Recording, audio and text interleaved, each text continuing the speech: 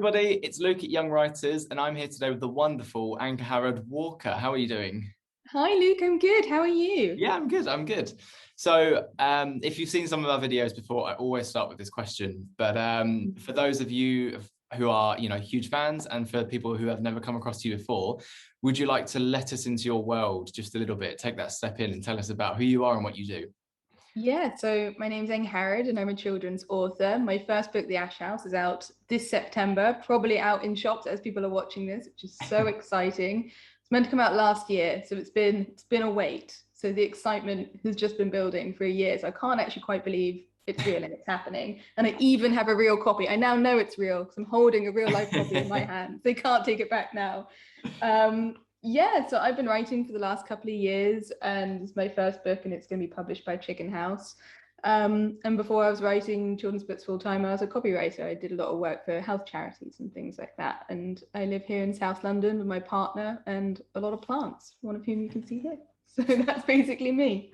So what was the process in that? So you said that it was like meant to come out a year ago. How did that, what happened with that? I mean, I assume what happened was the pandemic. However, the pandemic happened, yeah, the destroyer of dreams for so many of us. No, it's been fine. But yeah, so we were scheduled for September 2020. A lot of people may know that when the virus first hit and there was so much chaos and a lot of book publication dates got moved.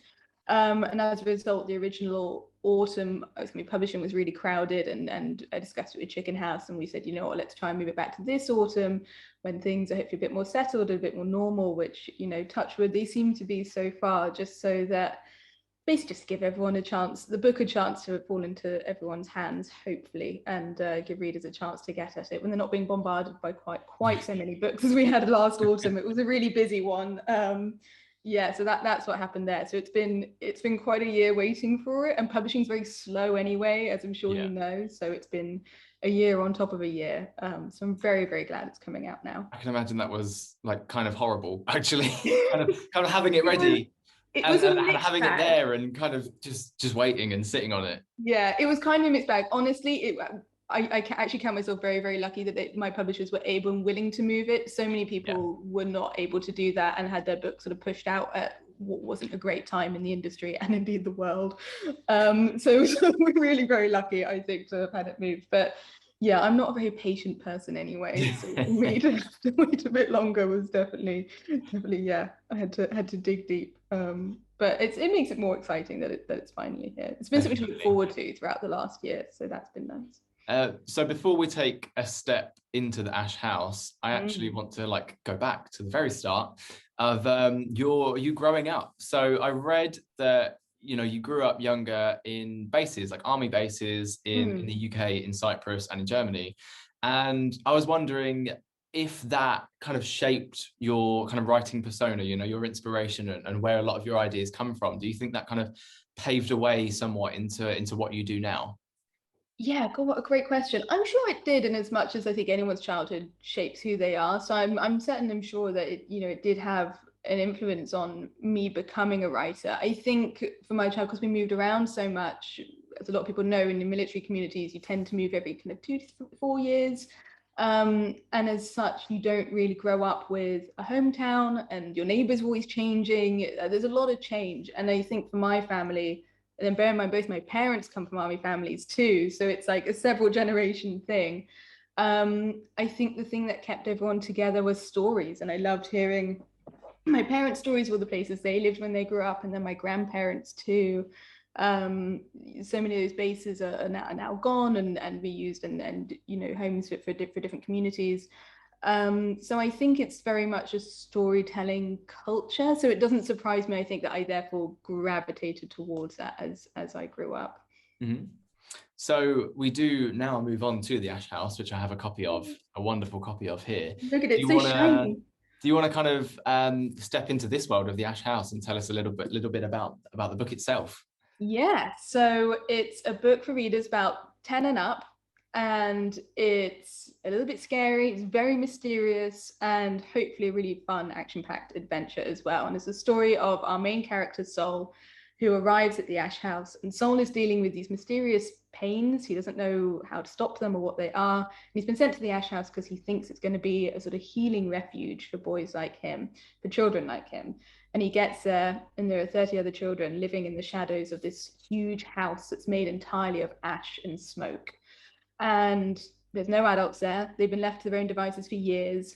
And we follow Sol's journey as he makes friends and learns the strange rules of the ash house. The children there seem slightly brainwashed to follow certain rules, and it's all about their nicenesses. And all the children are named after different virtues that they call nicenesses. So Sol's best friend is a boy called Freedom. We also meet Concord and Liberty and Love and Patience and a lot of other characters. And then the Doctor arrives, who may or may not be the answer to Sol's problems. Readers will have to read to find out. But yeah, that's what the story's about. And I believe you have a short reading for us if you'd like to take it do. away and tell it. Yeah. I will. So this is just a very short extract from chapter 2. I've skipped ahead a little bit. So this is when Sol has arrived at the ash house. His new friend Freedom, who in the book is called Dom, has met him. And it's when they see the ash house for the first time. And I really wanted to share this little bit. So here we go. Dom pushed his sodden fringe out of his eyes. He just wished that the sun was shining when the new boy saw the ash house for the first time. The way the smoke eased off the building and smudged the sun. The way tiny grains of ash mixed with pollen in the summer and were whipped by the wind so that they settled in the children's hair and under their eyes. It wasn't so nice in the rain. Dom opened the gate and reminded himself that patience is a niceness. He led the new boy up the rest of the drive to the front of the ash house, stealing glances so he could see him catch the first glimpse of the soft, opaque walls, the towering chimneys, the glossy windows lined with black powder. He wanted to see his eyes widen and hear him catch his breath. Soon the gate and the drive were out of view, and nothing stood between them and the house. They stopped walking. Here it is, said Dom, the ash house. He admired the walls seeping into the air, the house's outline blurred and billowed as the wind scuffed it. Its smoke drifted over the glassy, rain-soaked grass, infusing the world with the smell of bonfires. Twin torches were staked in the ground outside the house, burning despite the rain.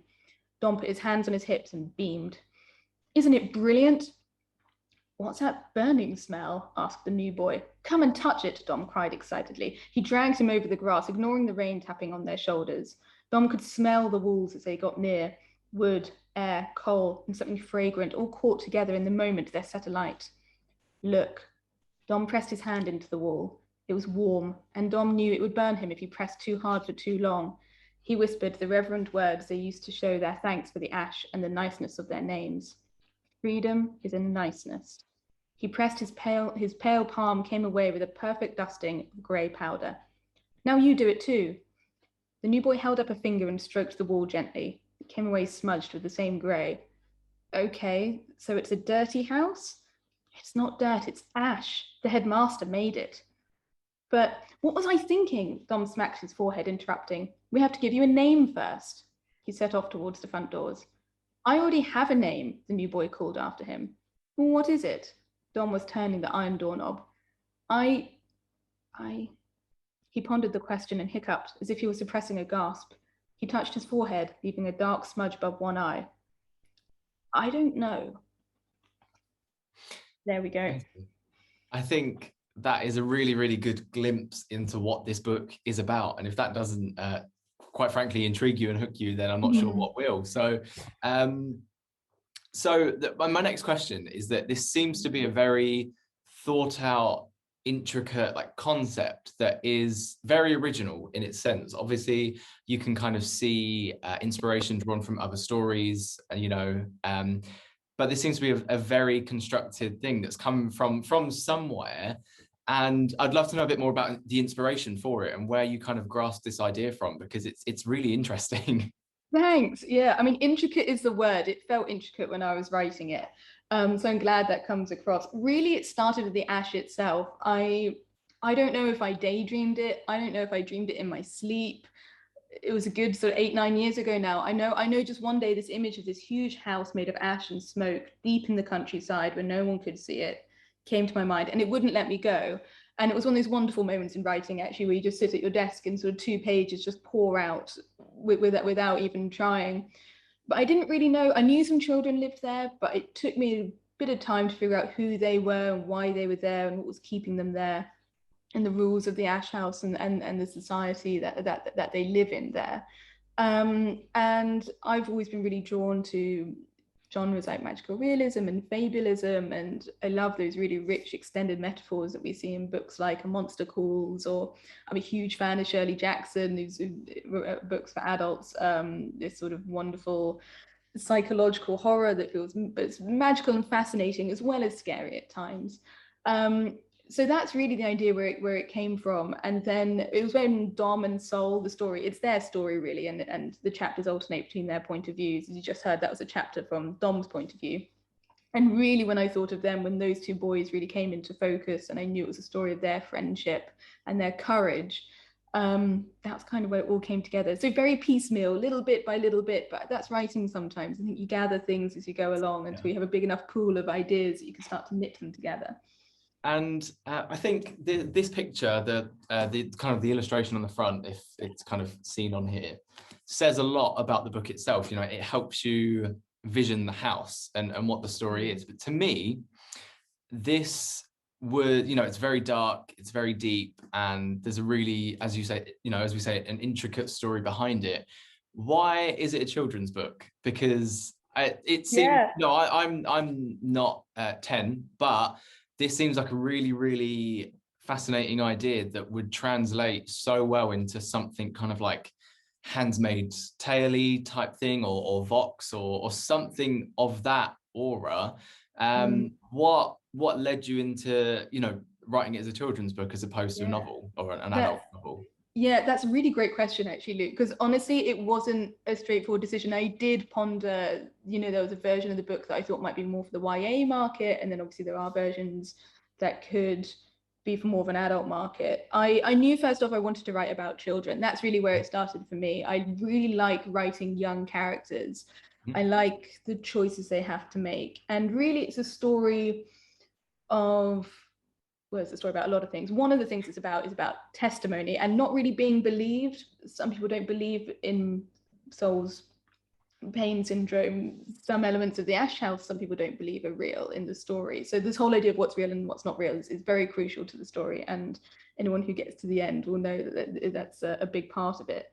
And it just really intrigued me how sometimes people don't see children's versions of events as real or as reliable as perhaps an adult. So I knew for that reason that I wanted to write children as the main characters.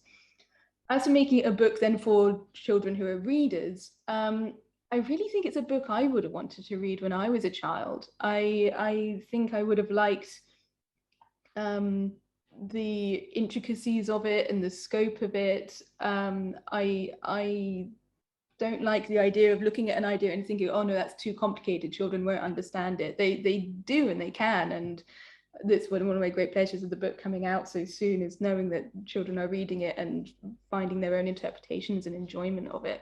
So it's almost felt more ambitious actually to try and do it as a children's book. But it seems to have worked, so I'm glad I stuck by my guns on that one. I trusted my I mean, I absolutely wasn't saying that it doesn't work as a children's book. I know. Because me, you know, as an adult, this is, I was chatting to Lindsay as well, my colleague, and she said it really fascinated her too, the idea, the concept. It's just, you know, I think you look at the cover of it, and it rings a lot of other things, you know, like the House for Peculiar Children and these like Neverweldy type things. And yeah, it was just something that kind of came to mind. And this is your first novel, so we kind of lead into what is next. Will there be like a follow-up, like an Ash House 2, or will you kind of go on something else, or what you're working on? So there's no Ash House 2 in the pipeline just yet, but I never say never. I don't like to say never about anything. So I don't know about that one, but I do have a new book coming out this time next year. Can't share the title or anything like that. But all I'll say is it's a whole new book, whole new world, whole new set of characters. It's maybe not quite as dark as the Ash House. It's a bit more of a sort of magical adventure type story. But I think if readers enjoy the Ash House, they're likely to enjoy this mystery second one too. I'm very, very excited about it. It's very nearly finished. Fair enough. And lastly, if you could pass on, impart part of your wisdom onto kind of wannabe writers who might be watching this, what would one secret tip or trick that you could give them listening now to help them get where they want to be? So many. One of the main pieces of advice I was always given, it's very true. Everyone tells you to read a lot if you want to be a writer. Now, that's very true, but I would also take that a step further and always tell young writers to read things you wouldn't normally read. So branch out into genres you've never read before, read books you might find difficult, read books, if your friend's waving something at you and you're like, that's not for me. I like horror stories and that's a romance. Read the romance, read books outside your comfort zone, because you can always learn something new. And one of the fun things about being a writer is kind of taking your favorite bits from different genres and making it your own. That's really interesting, actually. That's one that we've probably not heard before, but I completely agree with. I mean, I personally read quite a range, and you always pick up something or these like aspects from these other areas that you don't necessarily think. You never know what you're going to stumble into as well. I think my favorite book of all time is actually one that I didn't want to read to start with, and it was given to me by a friend, and she just went, "Just trust me, read it." And I went, "It's not really my thing." She went, "Just trust me, read it." And what was the book? It's Everything I Know About Love by Dolly Alderton. Oh, I haven't read that one yet. I'll try and get my hands on it. And it's I thought it was very not me, and it was just my friend saying, "Just take my word, just do it, just read it, just do it." And yeah, it's now my favorite book to this day. So very good advice that I would agree. I know when I was younger, I felt like I could read like very serious, important books by boring people from history, and then sort of got a bit older and started reading a lot more widely and read fantasy and sci-fi, and I love graphic novels and watch a lot of TV. TV counts too, I think. And actually, so many of the best storytellers are working in those mediums. So they're very important to look at. I think there'll be a lot of watchers out there glad to hear that TV counts. And TV totally counts, guys. It very much counts. And movies, watch them all, and music, absorb it all. Amazing. Well, the Ash House it's also out in the US as well. That's worth noting. So it will be out in the UK and the US. So that's really exciting. So it's available for everyone. And thank you so much for taking the time and chatting with us. And hopefully people will go along and buy it, because it's absolutely intriguing and fascinating and amazing. And Thank you so much, Luke. This has been so much fun. Of course. Thank you. See you later. Bye.